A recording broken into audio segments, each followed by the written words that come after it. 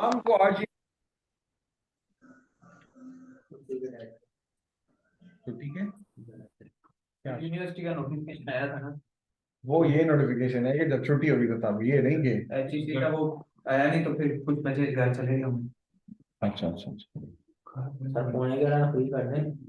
वो नहीं क्या रहा फिर लेक्चर क्या होगा, क्यों कहीं जाना है आपने? मैच तो मैं उसको 11 मुझे लगता है। किसका? वो मिक्स है टीम्स। यानी आपकी टीम भी है? ये ये तो ऑर्गेनाइज करवा। नहीं नहीं, ये तो ऑर्गेनाइज करवा रहे हैं। बाकी जो क्लास है वो हमारी क्लास की है। फिर इसका ये कर लेंगे ना कि पौने 11 आप लोग चले जाएं, पीछे मैं वो जारी तो रखता हूँ, रिकॉर्डिंग तो उसकी आ जाएगी। क्या ख्याल है? जो यहाँ पे मतलब बाकी पढ़ लेना जिनका मैच है वो खेलना। हाँ वही मैं कह रहा हूँ, जिनका मैच है वो चले जाएंगे, जो बाकी मैं रिकॉर्डिंग पे आई इसीलिए था। मेरे था कि चलो ऑनलाइन हो जाएगी तो हम रिकॉर्डिंग कर लेंगे। उससे ये होगा कि अगर कोई नहीं भी है तो वो मैं ये यूट्यूब पे क्या कर रहा हूँ, अपने वो चैनल पे चढ़ा दूँ, वो स्कॉलरशिप हंटिंग वाला जो चैनल है उसी के ऊपर चढ़ा दूंगा, वो आप वहां से फिर देख लें। लेकिन मेरा ख्याल है इसको मैं कंटिन्यू रखूँ क्योंकि इस सिलेबस में काफी रहता है। अच्छा, इसमें अभी ये है, ये एक ऐसी चीज है जिसको ना मुझे जरा बोर्ड के ऊपर ड्राइव करना पड़ेगा, ये आपने मुझे याद करवाना है। कॉन्टेक्ट एंगल वाली डेरिवेशन हमने करनी है, दो अभी और भी रहती हैं डेरिवेशन से, मैं अभी आगे चलता हूँ। ये भी वही चीज है, ये भी वही चीज है, इस पे मैं बात करूं। फिलहाल मैं ना कॉन्टेक्ट एंगल मेजरमेंट के ऊपर बात नहीं कर रहा। ये आपने मुझे जो भी सी आर सुन रहे हैं तो जी बुशरा नहीं साहब कुछ कहना सर चाहते सर वो आपने कहा था ब्रेक के बाद अटेंडेंस दोबारा लेंगे। हैं? कोई बात नहीं, ठीक है। तो शुक्रिया याद कराने का। तो अभी ये है कि कॉन्टेक्ट एंगल, ये यार सी आर तुम्हारा बैठा हुआ है, सी आर? Yes sir. हाँ जी, आप मुझे याद कराना है। मैंने कॉन्टेक्ट एंगल में अभी छोड़ रहा हूँ क्योंकि उसकी ना डेरिवेशन करनी पड़ती है बोर्ड के ऊपर। और अभी मेरा ख्याल है उसको उसको हम ना स्किप करते हैं और उसको हम ले लेते हैं इसके बाद। तो अब मुझे याद कराना है कि हमने कॉन्टेक्ट एंगल पे बात करनी है, अभी नहीं। अभी क्योंकि इसको समझने के ओके लिए सर। नहीं है, फ्लोटेशन को समझने के लिए वो असल में एक टेस्ट है। मैं छोटी सी बात बता दूं, वो टेस्ट है ये देखने के लिए, लेट से मैं तो कहना कि मिनरल हाइड्रोफोबिक है, ए थोड़ा हाइड्रोफोबिक है, ए बहुत हाइड्रोफोबिक है। ये तो नहीं चलता ना कि इसमें साइंस और इंजीनियरिंग में ऐसे थोड़ी चलता है। तो हाइड्रोफोबिसिटी मेजर करने का जो तरीका है कि कौन सा मिनरल कितना क्या है, वो है, वो हाइड्रोफोबिसिटी मेजर करने के लिए हम कांटेक्ट एंगल यूज करते हैं। सही है? तो अभी इसके ऊपर उसके ऊपर बात नहीं हो रही, अभी हमने फ्लोटेशन के ऊपर बात कर ली है कि फ्लोटेशन होती क्या है। यानी अगर बहुत सिंपली कोई मुझसे पूछे, मैं कहूंगा जी मिनरल्स को सेपरेट करना on the basis of their hydrophobicity, जिसे क्या है इस बेस पे उसको सेपरेट करना है। या कुछ लोग इसको कहते हैं कि सरफेस प्रॉपर्टीज के ऊपर, क्योंकि ये सरफेस प्रॉपर्टी है। तो ये हो गया,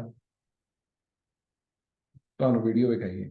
अच्छा, वीडियो में अब यार एक काम करना कि जरा आवाम से मैं थोड़ी राय ले लूँ। अब जरा ये बंद करना ना, इधर से बंद करना। अच्छा, आप लोग अभी मेरा वो देख रहे होंगे सिस्टम, तो आपने बताना है क्या फर्क पड़ा जी। How much is the difference lighting और उसके अंदर क्लैरिटी के अंदर। बंद कर दिए, ये ऑन भी करना है। मेरे ख्याल पीछे स्विच भी ला देता है पहले, सोच तो आगे पीछे करो बात। हाँ, अच्छा, तो इधर ही रहना, मैं जरा उनसे पूछ लूँ। अभी आप लोग देख रहे हो मेरी वीडियो?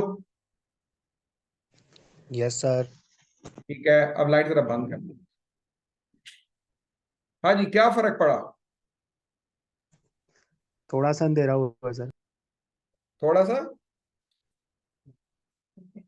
थोड़ा सा अंधेरा है। जी सर। ऑन करना था।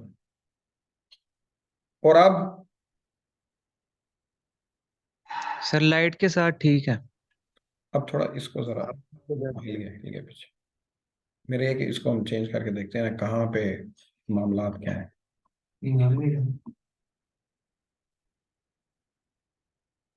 अच्छा, अब जरा इसी इसी को थोड़ा ऊपर नीचे करें। अब आप लोगों ने बताना है कहाँ पे लाइटिंग अच्छी है, ज्यादा बेहतर है। इसको थोड़ा सा परफेक्ट है सर, यहीं पे। यहाँ पे थोड़ा नीचे करें। और यस आप? सर। अच्छा, यहाँ पे लाइटिंग अच्छी है आपके ख्याल में?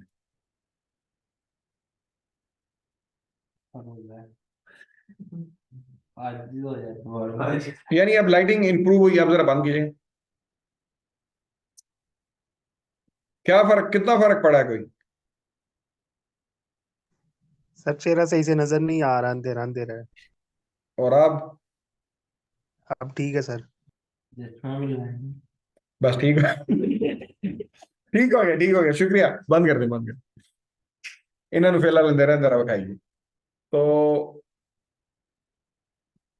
अच्छा, इसके अंदर ये है कि भाई अब हमने कॉन्टैक्ट एंगल को हमने छोड़ दिया है। वो सिर्फ एक तरीका है हाइड्रोफोबिसिटी मेजर करने का। हमें फ्लोटेशन की मेरे ख्याल है समझ में आ गई है कि फ्लोटेशन कहते किसको है और ये करते कैसे हैं। ये इंडक्शन टाइम और उस पर मैं पहले ही बात कर चुका हूँ, और ये वही बात है। अच्छा, अब इशू ये है कि हमारे पास, अब हम थोड़ा सा मिनरल्स की बात, फ्लोटेशन को तो हमने देख लिया। दो किस्म के मिनरल हैं, पोलर हैं, नॉन पोलर हैं। जो नॉन पोलर मिनरल हैं, ये बॉन्ड्स इनकी जो अ, ये कोवलेंट मॉलिक्यूल से बने हुए होते हैं, और ये कोई वाटर के साथ जो है ना कोई बॉन्ड नहीं बनाते। नॉन पोलर मिनरल्स वाटर के साथ बॉन्ड नहीं बनाते। और ये कौन से मिनरल्स हैं? ग्रेफाइट, सल्फर, मोलिब्डेनाइट, डायमंड, कोल, टॉल। अगर ये वाटर के साथ क्या नहीं बनाते, बॉन्ड नहीं बनाते, पोलर मिनरल, इसका मतलब क्या हुआ? ये क्या होते हैं? हाइड्रोफोबिक होते हैं। और इसलिए इनको फ्लोट कराना, हाइड्रोफोबिक होते हैं, और इनको फ्लोट कराना आसान है। और इनको फ्लोट कराने के लिए हम इनकी हाइड्रोफोबिसिटी को और इंक्रीज करने के लिए हम चाहते हैं कि ये क्या हो, यानी जो नॉन पोलर मिनरल्स हैं वो आइडियल हैं, वो हाइड्रोफोबिक होते हैं। क्यों? वो वाटर के साथ बॉन्ड नहीं बनाते। इसमें जो जो पोलर टाइप मिनरल्स हैं, यानी जिनके पोल्स होते हैं, ये क्या करते हैं? ये नेचुरली हाइड्रोफिलिक हैं, और ये क्या करते हैं? ये पानी के साथ बॉन्ड बनाते हैं, जिसकी वजह से ये बबल के साथ बॉन्ड नहीं बनाते, तो ये हाइड्रोफिलिक हैं। और जितनी ज्यादा सरफेस एनर्जी होती है किसी भी सॉलिड की, अ, अ, यानी जितनी ज्यादा एनर्जी होगी, आपको पता है कि जितना भी किसी मटेरियल के पास एनर्जी ज्यादा होगी, उतना ही वो क्या होगा? स्टेबल या अनस्टेबल? वो अनस्टेबल होगा। तो वाहिद इंसान है जो ज्यादा एनर्जी और इसकी ख्वाहिश रखता है, क्या नाम है, पैसे वैसे की। बाकी जितने भी आप देख लें, इवन इलेक्ट्रॉन भी हैं, उनके पास भी जो ज्यादा एनर्जी है वो साढ़े यूज कहते करते हैं निचले शैलों में जाने की कोशिश करते हैं। लेकिन हमारा सिस्टम क्या है? वो क्या है? हालांकि बताया हमें भी यही है कि उत्ते जाके ਤੁਹਾਨੂੰ ਵੇਚ ਕੇ ਫੁੱਲ ਲੱਗ ਜਾਣੇ ਨੇ। ਤੇ लेकिन ਅਸੀਂ ਕਹਿੰਦੇ नहीं, एक दफा करके देखी तो देख, पैसा इकट्ठा करिए। तो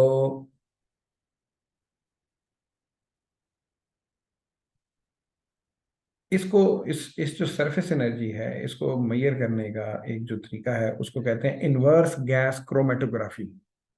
ये एक तरीका है जिससे हम सरफेस एनर्जी किसी भी मिनरल की या किसी भी मटेरियल की फाइंड कर सकते हैं। इसको बोलते हैं,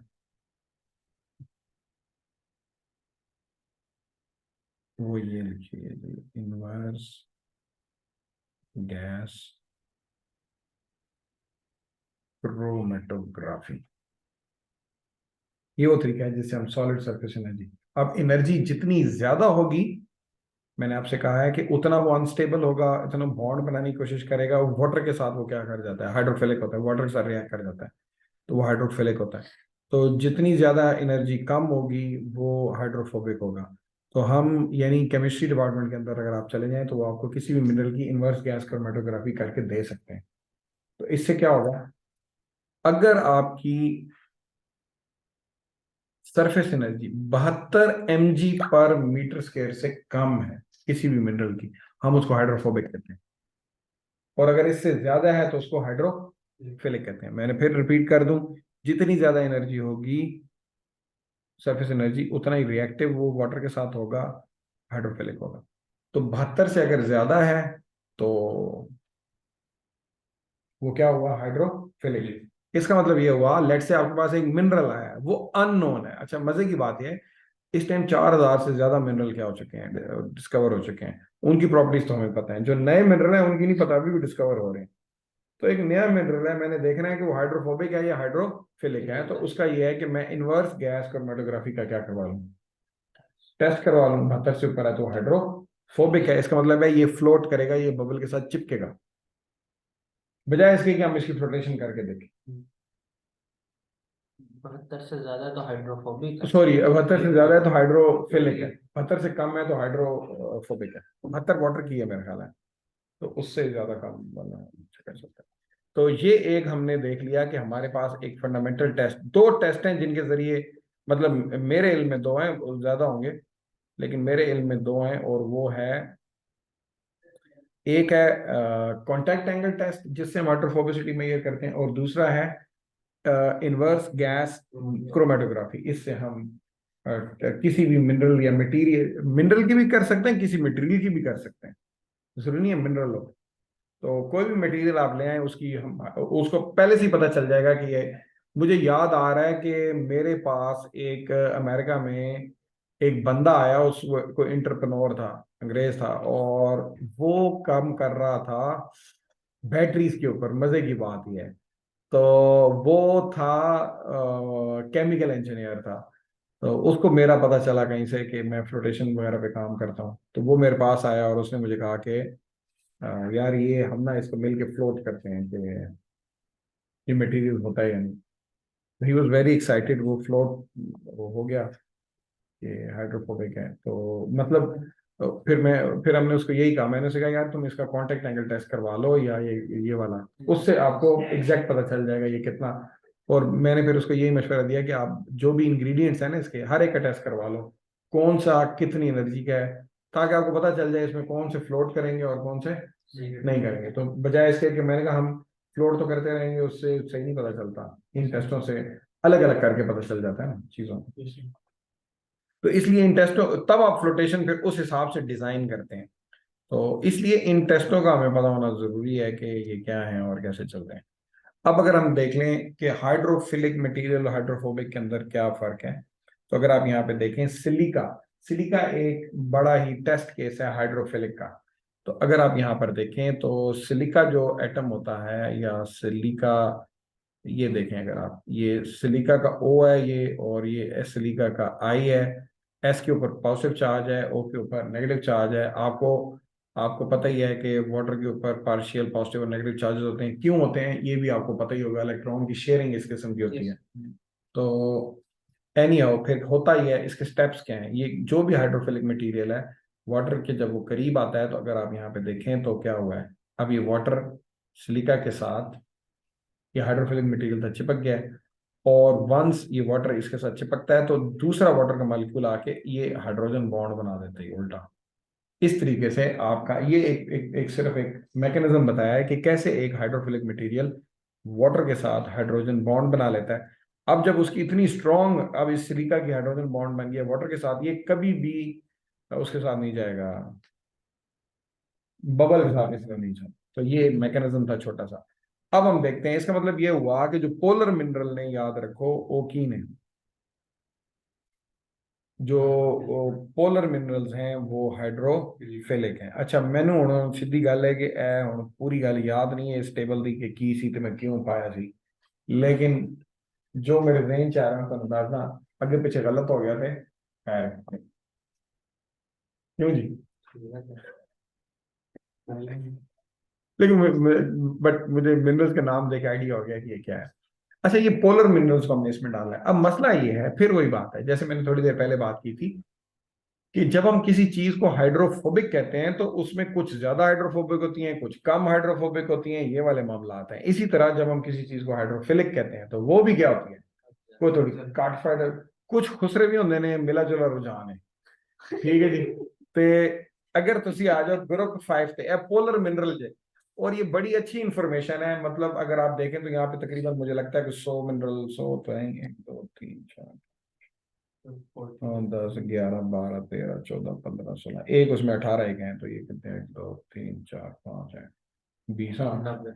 हाँ 80 90 मिनरल का इंफॉर्मेशन आपको, ये वो मिनरल हैं जो जरा इंपॉर्टेंट है, यही तकरीबन हो रहे होते हैं। इनकी इंफॉर्मेशन देखें, बड़ी जबरदस्त इंफॉर्मेशन आपके पास है।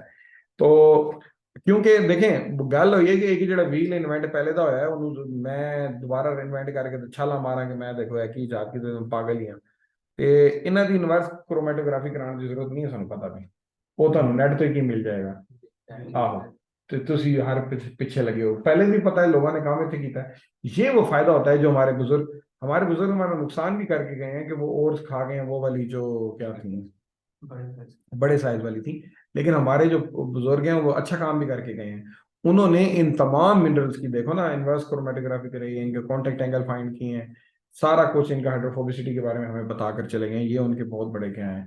अगर इसको देखें, इस टेबल को अगर हम पढ़ें तो यहाँ पर अगर आप देखें तो ये जो क्वाड्स है ना, ये क्वाड्स अगर आप देखें ग्रुप 5 में और ये पोलर के ग्रुप 5 में, ये सबसे जहरीला है हाइड्रोफिलिक है, यानी हाइड्रोफिलिसिटी ये उत्ते खत्म है, यानी बहुत ही कोई हाइड्रोफिलिक है। जिस तरह लोग कहते हैं कि तो बड़ा ही की है बदमाश है, तो यह भी बहुत ही की है, बहुत ही हाइड्रोफिलिक है। और इसी तरह जो ग्रुप 1 के जो मटेरियल हैं, हालांकि ये पोलर मिनरल्स हैं, लेकिन इनका मिला जुला रुझान है, दे हैव टेंडेंसी, ये हाइड्रोफिलिक भी हैं लेकिन ये इनकी फोबिसिटी भी थोड़ी पाई जाती है। ग्रुप 2 में आएंगे तो हाइड्रोफिलिसिटी क्या हो रही है, इंक्रीज हो रही है। ग्रुप 3 में और इंक्रीज हो गई है, यानी मैं ये कह सकता हूं कि ग्रुप 1 से ग्रुप 5 की तरफ हाइड्रोफोबिसिटी क्या हो रही है। फिर एक और इन्होंने काम किया है, जो सबसे ऊपर वाला मिल रहा है वो सबसे कम हाइड्रोफिलिक है, और जैसे जैसे आप क्या जा रहे हैं नीचे जा रहे हैं, हाइड्रोफिलिसिटी क्या हो रही है, इंक्रीज हो रही है। इसका मतलब है कि कोई थोड़े को पूछे कि गैलेना ज्यादा हाइड्रोफोबिक है या चेल्कोपायराइट फोबिक, चलो हाइड्रोफिलिक कौन सा ज्यादा है, चेल्कोपायराइट निस्बतन ज्यादा क्या है, हाइड्रोफिलिक है, और गैलिना क्या है, काम है। जी जी ठीक हो। और गैलिना क्या है वो जरा कम क्या है। इसका मतलब ये हुआ कि अगर मैं फ्लोटेशन कर रहा हूं, उसके अंदर गैलिना और चेल्कोपायराइड दोनों हैं। मजे की बात यह है कि जिस और पे मैं काम कर रहा था पीएचडी में, उसमें गैलिना भी था, चेल्कोपायराइड भी था, ठहरो अगला केड़ा ही है, पायराइड भी था, और सफेलेराइड भी था, एथेराक, ऐ सारे ही सन। और इनमें तो सबसे ज्यादा हाइड्रोफोबिक केड़ा सी, गैलिना निस्बतन सबसे ज्यादा गैलेना था। तो हम क्या कर रहे थे, तो पहले फ्लोट कराते ही इसी को थे, हमने तरतीब यही रखी थी, पहले इसको फ्लोट कराते थे, फिर अगले राउंड में चेल्कोपायराइड को, फिर उससे अगले राउंड में हम कराते थे पायराइड को। पायराइड को हम कराते ही खैर नहीं थे, वो उसकी वजह ये थी हम चाहिए नहीं था। तो इसमें ना मुनाफा बहुत कम था आयरन के अंदर, तो इसको तो क्योंकि आयरन फार है, सस्ता बिकता है। जिंक काफी महंगा है, लेड तो फिर बहुत ही महंगा है, और कॉपर भी ठीक है। और सारा जो हमें फायदा आ रहा था उस प्लांट को, वो आता इससे था, लेड से निकालते हम सारे थे, लेकिन आयरन में हम बिल्कुल भी इंटरेस्टेड नहीं थे, वो नुकसान ही करता था ज्यादा, बल्कि उसमें नुकसान ही था। नुकसान से मुराद ये है कि ये नहीं है कि वो बाहर निकल के साड़ी अखियां जचलियां बना, मतलब कहना है कि आयरन काट के मायूसी होती थी कि तेन काट के सी उल्टा पले पैसे पै जाते थे। तो लेकिन वो निकल रहा था तो बस ठीक है, लोग निकाल रहे थे। तो ये बड़ा, ये अगर आप देखें तो ये बड़ा जबरदस्त किस्म का एक टेबल है, जिसमें आपको पूरी एक समरी बता दी गई है, जितना वर्क किया गया है उसके अंदर, के यार ऊपर से नीचे आएंगे तो हाइड्रोफिलिसिटी इंक्रीज हो रही है, इसी तरह आप लेफ्ट से राइट जा रहे हो तो हाइड्रोफिलिसिटी इंक्रीज हो रही है। तो तुम देख लो आखिर ते केड़ा है, क्वाड, ये चंगा हाइड्रोफिलिक है, पता चले तू इन फ्लोट कराने की कोशिश कर रहे हैं, ठीक है लगा है। तो बल्कि बल्कि लोगों ने काम पकड़ा हुआ है, क्योंकि क्वाड्स आप देख रहे हैं कि सही जिसे कहते हैं ना, टीट किस्म की चीज है।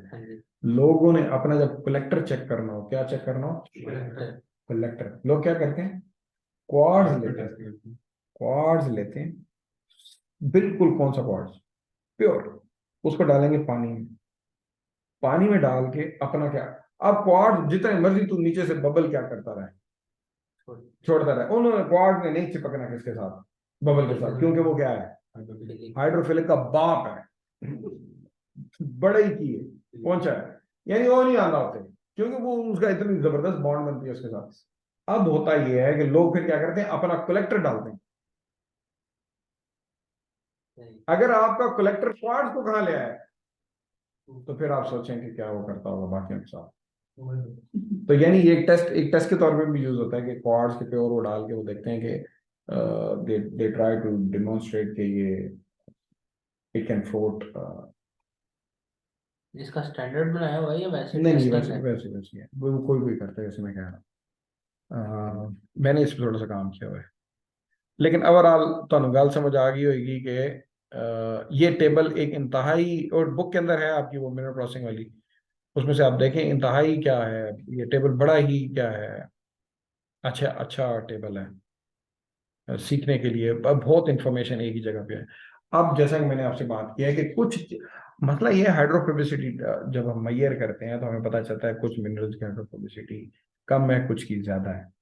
अब मसला ये होता है कि जाहिर बात है, जैसे कोल है वो तो हाइड्रोफिलिक का क्या, हाइड्रोफोबिक का बादशाह है।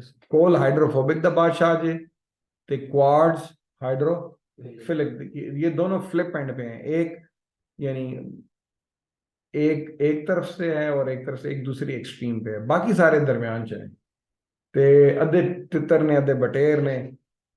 इसलिए जब आपका कोई मिनरल होता है जैसे गैलेना है या चेल्कोपायराइट, अभी मैंने बात की है, ये हाइड्रो, इनमें हाइड्रोफिलिक टेंडेंसी भी है, ये पोलर भी है, लेकिन ये हाइड्रोफोबिक भी है, मतलब मिला जुला रुझान है। तो इनको हम ऐसे ही डाल के बबल से ही ऊपर तो आ जाएंगे, लेकिन रिकवरी खास नहीं होगी। इनको हाइड्रोफोबिक बनाने के लिए या इनकी सरफेस एनर्जी को क्या करने के लिए, कम कम करने के लिए, या इनके इंडक्शन टाइम को कम करने के लिए, ये एक ही बात है। ये जितनी मैंने तीनों बातें की हैं ये एक ही है। जब आप हाइड्रोफोबिसिटी बढ़ाते हैं इंडक्शन टाइम कम हो जाता है, और वो भी कम हो जाता है, क्या बोलते हैं, सर्फ एनर्जी भी कम हो जाती है। उसके लिए हम यूज करते हैं कलेक्टर, जिस पे मैंने पहले भी बात की है। ये केमिकल्स हैं जो हम यूज करते हैं, और ये सर्फेक्टेंट्स हैं। वजह ये है कि ये सरफेस के साथ एड्सॉर्ब होते हैं, ये रिएक्ट नहीं करते, ये एड्सॉर्ब होते हैं सरफेस के ऊपर। तो हम कह सकते हैं कि ये केमिकल रिएक्शन नहीं है सच, और ये ऑर्गेनिक कंपाउंड्स होते हैं, और इनके अंदर वाटर रिपेलेंट प्रॉपर्टी होती है, और ये मिनरल को कोट कर देते हैं, और that's how they make them. ये यहाँ पे लिखा भी हुआ है, collectors reduce the induction time, that's what they are for. और अगर आप देखें यहाँ पर, तो ये एक मिनरल सरफेस है जो पर्पल कलर में, ये कौन सा कलर है, अगर रेड है तो हो गया काम। तो एनकल आंदे हो, सही है, बिल्कुल डॉक्टर ने सही तजवीज़ कीता। ते एक केड़ा कलर है, मैनू भी लानी चाहिए, केड़ा है पर्पल, शेड का नहीं पता, पर्पल कलर है। चलो पर्पल होएगा। अच्छा, ए मिनरल दी सरफेस जो भी है। लेडीज है, पूछो हमसे। हाँ, ये लेडीज बताओ यार, ये कौन सा कलर,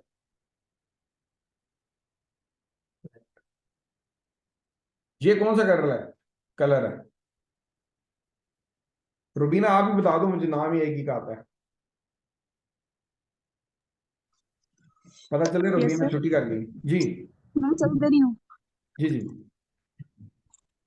बेटा ये वाला कौन सा कलर है, ये वाला सर ये पिंक है, इथे रख, बेबी ठीक। पिंक। ऐसा ना मिनरल जी जो भी है, जो जिन्हों पिंक कह रही है रुबीना है, तो ये हमारा एक मिनरल सरफेस है, और ये हमारा जो कलेक्टर है उसका एक,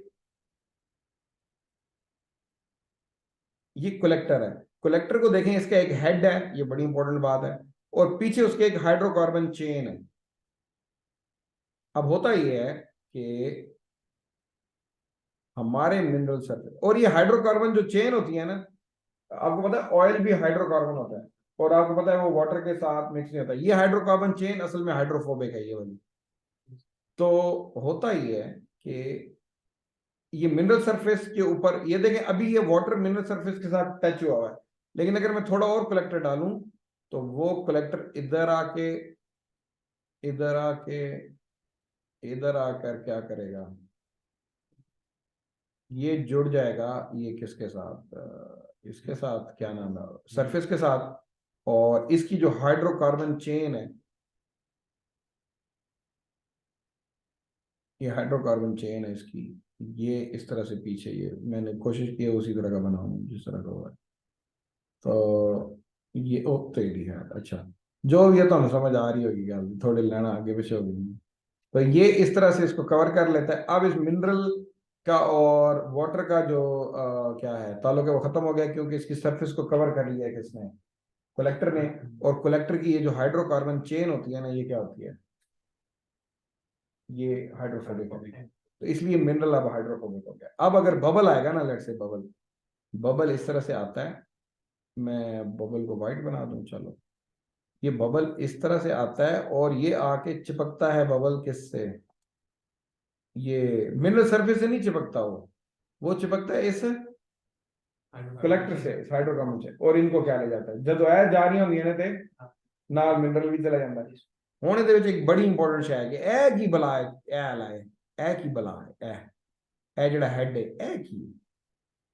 इसीलिए तो बॉन्ड अटैच हो सकता है। हाँ जी, ये हेड जो होता है ना, ये अटैच होता है, ये सोडियम भी हो सकता है, ये अमोनिया भी हो सकता है, कोई भी ग्रुप हो सकता है। अब आपने वो वाला ग्रुप, जैसे सोडियम इथाइल जेंथेट है, उसमें एक हाइड्रोकार्बन चेन होगी और बाकी क्या होगा, एक हेड होगा, लेट्स से वो इथाइल है जो भी, वो जाके चिपकेगा। हर मिनरल के लिए वो एक अलग हेड होता है। अब हम जो आजकल पॉलीमर लोग बना रहे हैं, आजकल ना ये पॉलीमर्स लोग बना रहे हैं। अब वो पॉलीमर कैसे बनाते हैं, पॉलीमर क्योंकि उन्होंने अपनी किससे बनाना होता है, मरीज, वो क्या करते हैं, वो पढ़ते हैं मिनरल को। अब ये केमिस्ट्री वाला मामला आ जाता है। इसलिए ना ये हमारे वो बच्चे जब नए नए कोई किसी इंजीनियरिंग में आता है, उसका ख्याल होता है कि ये जो मेरी इंजीनियरिंग है ना, ये बड़ी अच्छी है और बाकी क्या है, फजूल है। और वो फिर केमिस्ट्री फिजिक्स को तो बिल्कुल ही लोग फजूल समझते हैं। हालांकि कोई भी इंजीनियरिंग उठा के देख लें, ये तमाम चीजें वहाँ अप्लाई हो रही होंगी, हर एक आपस में ताल्लुक है। अब देखें केमिस्ट्री का क्या ताल्लुक है। पॉलीमर वाले क्या करते हैं कि वो एक हेड बनाते हैं, केमिस्ट्री वालों के, ये नॉलेज केमिस्ट्री वालों का है कि यार ये मैं हेड किसका बनाऊं, मिसाल के तौर पे एल्यूमिनियम का बना देते हैं। हमने कोल के लिए एल्यूमिनियम का हमने बनाया था, अपनी बात कर रहा हूं। तो ये मैंने हेड बना दिया, पीछे इसके क्या लगा दिए, एक हाइड्रोकार्बन चेन लगा दी। अब इसका फायदा क्या है कि मैं हेड मेरी मर्जी का ही, मैंने एक पॉलीमर बना लिया है, वो कार्बन हाइड्रोजन चेन बना दी है उसकी, ठीक है। तो अब क्या होगा, ये हेड एल्यूमिनियम का है और मैं एक, जब मैंने टेस्टिंग करनी है तो मैं देखूंगा, पहले हेड एल्यूमिनियम का लगा के देख लेता हूँ, फिर इसी के ऊपर हेड किसका लगा के देख लेता हूँ, सोडियम का, इसी के ऊपर हेड किसका लगा, कोई और लगा के देख लेता हूँ, पीछे कार्बन चेन होगी, वो मैंने समझ आ जाएगी। एक्सपेरिमेंट करने पैने केड़ा सही जाके की करता है, कोट करता है। अगर मैंने एक्सपेरिमेंट करने, अब मैं क्या करूंगा, बीच में गैलेना है तो साथ चैल्को पेराइड भी डाल दूंगा और फिर इसको डालूंगा, और मेरा ये होगा कि ये सिर्फ किसको करे। इसलिए इसके इस टाइम पॉलीमर वाले जितने इस काम के अंदर एंटर हैं, इस टाइम सारे कलेक्टर आई पॉलीमर बेस्ड हैं। क्यों, पॉलीमर वालों के पास ऐसी टेक्निक है कि वो अपनी मर्जी से हेड हुड ला लेंदे ने, थे अपनी मर्जी से हर चीज ला लेंदे ने। तो जो मुझे नजर आता है, ये मेरी अपनी राय है, कि जो फ्यूचर है फ्लोटेशन का, वो पॉलीमर वालों के हाथ में। ਹੁਣ ਤੁਹਾਨੂੰ ਇਹ ਵੀ ਸਮਝ ਆਈ ਵੀ ਹੋਏਗੀ ਕਿ ਜਦੋਂ ਮੈਂ ਗਿਆ ਸਾਂ ਤੇ ਮੇਰੀ ਐਡਵਾਈਜ਼ਰ ਨੇ ਮੈਨੂੰ ਪਹਿਲਾ ਕੰਮ ਹੀ ਪੋਲੀਮਰ ਦਾ ਲਾਇਆ ਸੀ, ਸ਼ਾਇਦ ਮੈਂ ਤੁਹਾਨੂੰ ਨਾਲ ਜ਼ਿਕਰ ਕੀਤਾ, ਅਸੀਂ ਪੋਲੀਮਰ ਹੀ ਬਣਾਉਣਾ ਸੀ। ਤੇ ਮੈਨੂੰ ਪਤਾ ਵੀ ਨਹੀਂ ਸੀ, ਮੈਨੂੰ ਸਿਰਫ ਇੰਨਾ ਪਤਾ ਸੀ कि ਅਸੀਂ पॉलीमर वाला ਨੂੰ ਛੇੜਦੇ ਸਾਂ कि वो लोटे वाले आ गए ने, लोटे बना लेंगे। तो जब वो पॉलीमर कहती थी तो मेरे ज़हन में तो सिर्फ यही आता था कि शापर और क्या बोलते हैं लोटे। सानू तो यही पता है पॉलीमर, इस तो अलावा की सानू कोई पता नहीं। फिर मैंने वो बड़े याद आया कि उन्होंने बेचारा ने बड़ा मजाक उड़ाता था, लेकिन वो सच्चे सन अपनी जगह। तो पॉलीमर एक ऐसी फील्ड है, ये फ्यूचर की फील्ड है और हर उसमें है मटेरियल, क्योंकि ये नए नए बना रहे हैं, इनके पास बड़ी एक टेक्नोलॉजी है। पॉलीमर एक बहुत बड़ा एक शोबा है। तो हमने हमारी कोशिश यही है कि पॉलीमर वालों से हमारी दरखास्त भी यही है कि वो हमें ऐसे बना के दें कलेक्टर के जो सेलेक्टिव हों, उसके लिए वो खुद कर रहे हैं काम। और ये मिनरल प्रोसेसिंग का भी एरिया है पॉलीमर बनाना, इसलिए अब लोग खुद बना रहे होते हैं। मेरी एडवाइजर जैसे खुद बनाती थी। तो अगर आप मिनरल प्रोसेसिंग में जा रहे हैं तो पॉलीमर एक बहुत बड़ा एरिया है इसमें मिनरल प्रोसेसिंग का, जिसपे बहुत काम हो रहा है और बहुत ज़्यादा रिएजेंट्स बन रहे हैं। ये भी एक बहुत बड़ा रिसर्च एरिया है। एनी हाउ, तो हमने देख लिया कि कलेक्टर जो हैं वो होते हैं जी। और ये कैसे आएगा माउस, और ये इस तरह से जाके चिपक जाते हैं किसके ऊपर, आपके मिरर। अब ये कलेक्टर की मोटी मोटी टाइप्स हैं, अगर हम देखें तो वो टाइप्स क्या हैं वो देख लेते हैं। अगर आप यहाँ पे देखें तो ये कलेक्टर है, दो किस्म के कलेक्टर होते हैं। अभी जैसे हमने देखा था, एनायनिक कलेक्टर्स भी हैं और कैट आयनिक भी हैं। कैट आयनिक वो होते हैं जो प्लस वाले हैं। मैंने आपको जैसे अभी थोड़ी देर पहले बताया कि हेड क्या होता है, एल नेगेटिव वाला था, इसी तरह वो पॉजिटिव वाला भी हो सकता है। अब अगर आपके मिनरल की सरफेस नेगेटिव है, अगर आपके मिनरल की सरफेस क्या है, तो मुझे कौन सा यूज करना चाहिए कलेक्टर? पॉजिटिव वाला यानी कैटायनिक करना चाहिए। एल्यूमिनियम नेगेटिव है, हाँ मेरा ख्याल है पॉजिटिव है, Al2+। हाँ ये चलो, जो ये तारे कह रहे हो ठीक है। ते नहीं, मुझे सही याद नहीं हुआ। अच्छा, अब ये हमारे मिनरल की जो भी सरफेस है, मुझे देखना है कि ओवरऑल उस पर चार्ज कैसा है। अच्छा, चार्ज का पता कैसे चलेगा कि मिनरल के ऊपर चार्ज है कौन सा? इसका मतलब ये है कि इससे पहले कि मैं सिलेक्ट करूं अपने मिनरल के लिए क्या कलेक्टर कलेक्टर, तो पहले तो मुझे ये पता होगा कि मेरे मिनरल पे, चार्ज क्योंकि जो लेट से मेरे मिनरल पे पॉजिटिव चार्ज है तो मैं किधर को चला जाऊंगा, एनायनिक कलेक्टर्स की तरफ। इसका मतलब है कि पहले मिनरल का चार्ज पता चले, और किस तरह पता चलेगा? हाँ जी, उसके लिए एक टेस्ट है जिसे हम कहते हैं जीटा पोटेंशियल टेस्ट, याद रखना। जीटा पोटेंशियल टेस्ट हम करते हैं, ये बता देता है कि हमारे मिनरल के ऊपर हम क्या करते हैं। सिंपल ये काम होता है कि आप ना एक इस तरह का एक एक एक एक एक ट्यूब होती है, उसके अंदर एक पॉजिटिव इलेक्ट्रोड होता है और एक नेगेटिव इलेक्ट्रोड होता है। तो आप क्या करते हो, अ, अपना मिनरल इसके अंदर डालते हो पॉजिटिव वाली तरफ, ठीक है। और जब करंट पास करते हो तो मिनरल देख लेते हैं कि किधर को जा रहा है, तेरे वाले साहब कैथोड नोड। तो हम ये देख लेते हैं हमारा मिनरल किधर को जा रहा है, उस हिसाब से वो पूरा एक इंस्ट्रूमेंट है जीटा पोटेंशियल का काफी, फिर वो हमें बता देता है इसके ऊपर चार्ज नेगेटिव है या पॉजिटिव है और कितना है। इसका मतलब ये हुआ कि इससे पहले कि मैं मिनरल के बारे में कलेक्टर चेक करूं, मेरा ख्याल ये हवास मुझसे पूछ रहा था, मुझे याद नहीं है कि यार वो किस बेस पे सिलेक्ट करना है आपने कलेक्टर को।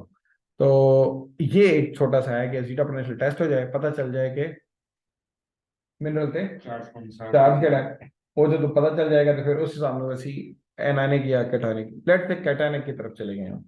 मैं कैटायनिक की तरफ क्यों गया हूँ बताएं अभी, वो थोड़े में थोड़े तो उसमें हमारे पास ये देखें, ये अमाइन है, अमाइन वाला फंक्शनल ग्रुप है। ये फंक्शनल ग्रुप से मुराद है ये वो हेड है जो जाके मिनरल के साथ अटैच होता है, बाकी तो चेन है। और ये अमाइन ईथर है, ये इसका ये वाला हेड है, ये देख लें दोनों ही क्या है, पॉजिटिव है, प्लस का निशान है।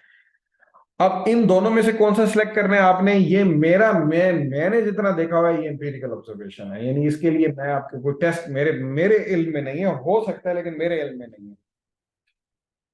इसी तरह अगर आप देखें तो अगर आपका एनायनिक आपको कलेक्टर चाहिए तो उसके अंदर सल्फ हाइड्रल कलेक्टर्स हैं और ऑक्सी हाइड्रल कलेक्टर्स हैं।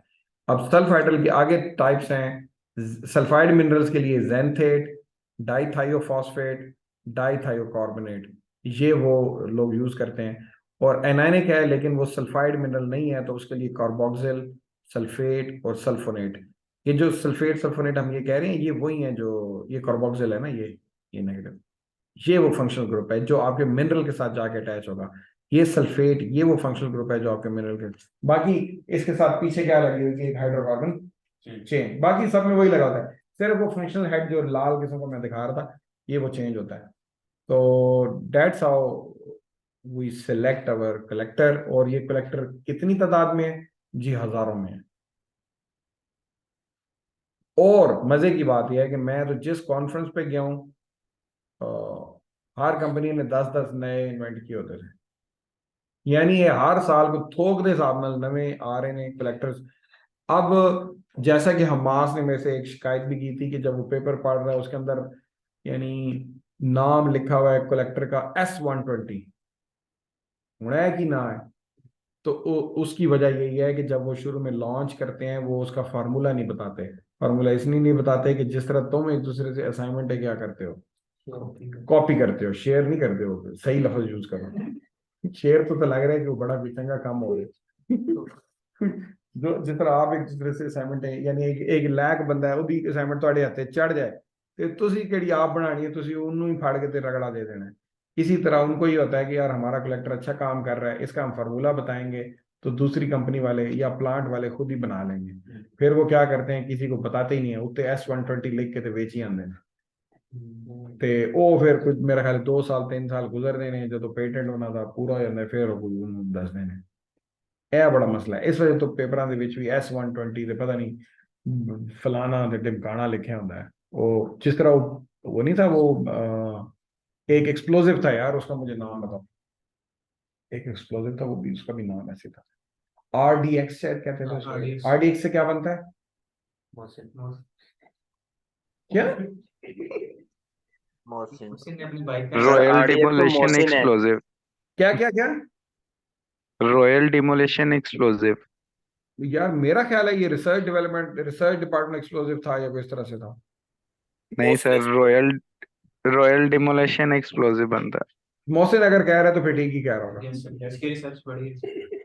अब अगर आप देखें RDX है, रॉयल डेमोलिशन एक्सप्लोजिव है। अब व्हाट इज दिस, ये कैसा नाम हुआ? ये इस तरह का नाम उन्होंने इसलिए रखा हुआ था कि जंग हो रही है तो मैं अपने बम का फार्मूला उन्होंने दे के दिता कि मैंने भी वो वाला बम मारन, मैं तो फिर पागल ही होया। तो इसलिए ये भी एक बड़ा मसला है कि जब आप नए पेपर पढ़ेंगे ना, ये रुबीना से भी मैं कह रहा हूँ और हमास लोगों से भी मैं कह रहा हूँ, सुबान से भी मैं कह रहा हूँ, बल्कि आप भी हैं PGM वाले, उनसे मैं इसलिए कह रहा हूँ कि बंदे को थोड़ी सी होती है कि यार ये फ्रोदर का नाम ही नहीं बता रहे, कलेक्टर का नाम ही नहीं बता रहे। वो उसकी रीजन यही है, वो फिर मिलता भी नहीं है, वो बस जो है सो है। फिर उसका मुझे ऐसा लगता है इसका हल ये है कि बंदा थोड़े पुराने पेपर पढ़े जिनके अंदर फ्रोदर वगैरह का बताया। और ये वाले फ्रोदर इधर पाकिस्तान से मिलने भी हैं कलेक्टर, ये D150 और ये किधर इधर अभी इधर आए ही नहीं होते। एनीहाउ ये भी एक मसला है। मैंने शायद पहले भी किसी से कहा था, मिनरल प्रोसेसिंग की जो जो जो जो प्लांट्स हैं वो इतने सेंसिटिव हैं क्योंकि जरा सी कोई चीज हो, सिर्फ वो वॉश वाटर की उन्हें छुटे आते हैं, वो दुनिया की हो गई, बदल गई। अब आप सोचें कि वो जब कितने प्रॉफिट में बेच रहे होंगे, जब उनके कंपेटिटर्स का कितना खर्चा हो रहा होगा और इधर से उन्होंने सिर्फ पानी छोड़ के थे, तो वो उन्होंने बड़ा एडवांटेज लिया होगा। क्योंकि अगर वो टेक्नोलॉजी सबके पास आ जाएगी तो होगा ये कि सारों की प्राइस क्या चली जाएगी, तो मार्केट प्राइस भी क्या हो जाएगी, कम हो जाएगी। तो वो कहते हैं हमें क्या फायदा होगा। तो इसलिए ये जो जितनी भी मिनरल प्रोसेसिंग की रिसर्च है या ये जो कंपनी है, ये अपना आउट ही नहीं होने देती राज, वो किसी को बताती भी नहीं है कि हम क्या कर रहे हैं, क्योंकि that's where the profit lies. जितना सिक्रेटिव ऑपरेशन होगा उतनी ज्यादा आपको प्रॉफिट होगा। तो ये मैं मीटिंग को दोबारा क्या करने लगा हूँ, शुरू करने लगा हूँ। वो बच्चों ने मैसेज करना है, हम खेल लेंगे। हाँ, जिन बच्चों ने जाना है वो चले जाएंगे, और जो मीटिंग है वो मैं स्टार्ट करूंगा अब 11:05 पे स्टार्ट करूंगा। तो वो फिर उसकी रिकॉर्डिंग हम मुहैया कर देंगे, तो जो बच्चे नहीं खेलने जा रहे वो फिर इसको वो कर लें। इस चक्कर से ना रहना कि बाद च सुन लवांगे, जो तुझे हुण नहीं सुन रहे हो तो बाद च की सुन लो। ओके जी, 11:05 पे अब शुरू करते हैं।